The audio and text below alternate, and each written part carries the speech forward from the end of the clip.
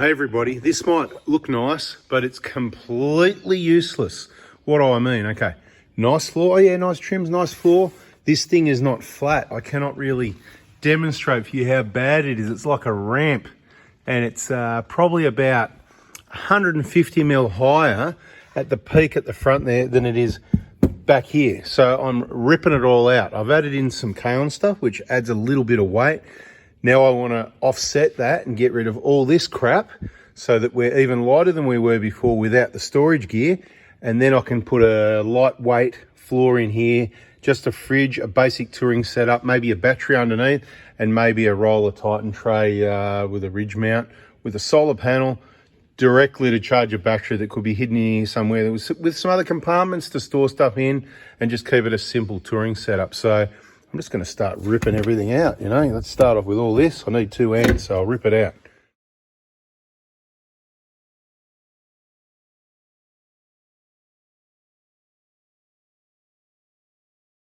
So I just pulled these out, right? A couple of bolts to get that out, and these, I've just set the bolts back in there just for now, so I know where they come from.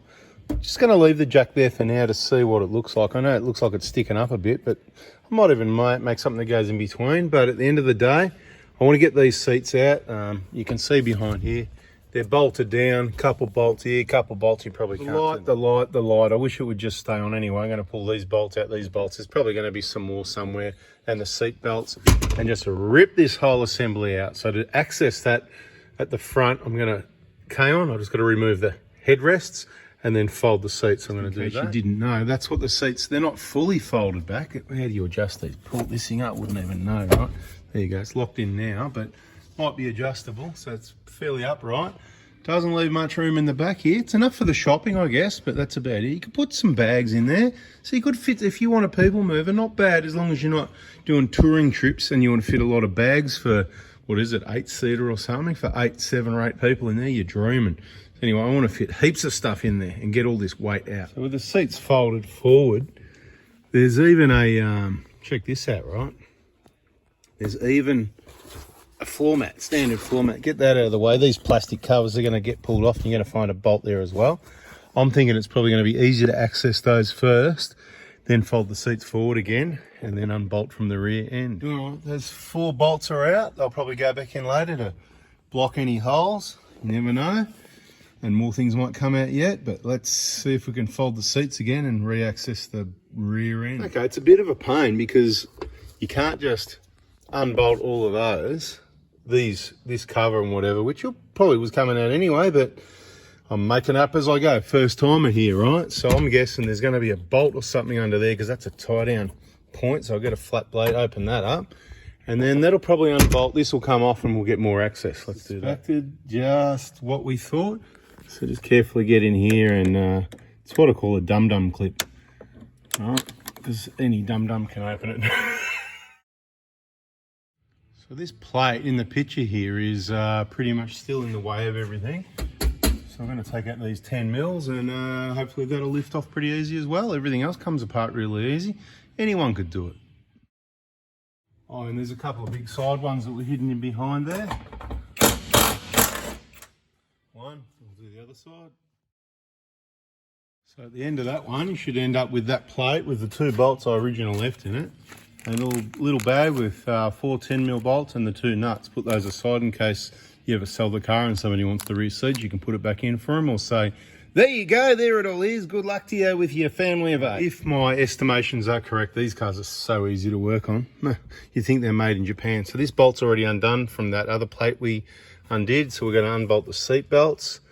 The front bolt on this in the middle here. We've got the middle bolts, but there's going to be front ones as well. There's one there. There might be another one. We'll just check. Do the hardest ones first and leave these easiest ones till last. Not sure what the mechanism's going to do, if it's happy where it is or if it's going to bend up or down, whatever. This one's already off from the other place. So easy. We'll zip the rest of them off, and these will be out in no time, including the seat belts. I'll just leave the seat belt on that bracket though, but then it could be hiding something under there. You never know.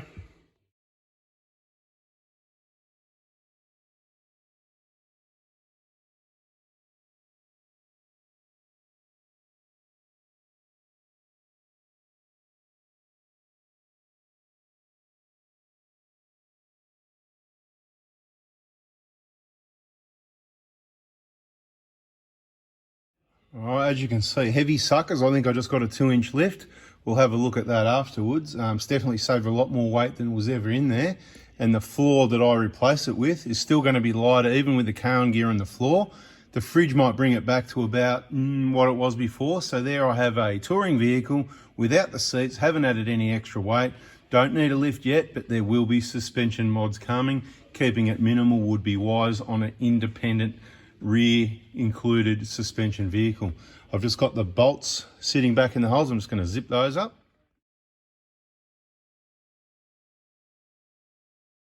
Alrighty, tidy, there you go, right? Now with the seats folded, that is a massive wagon.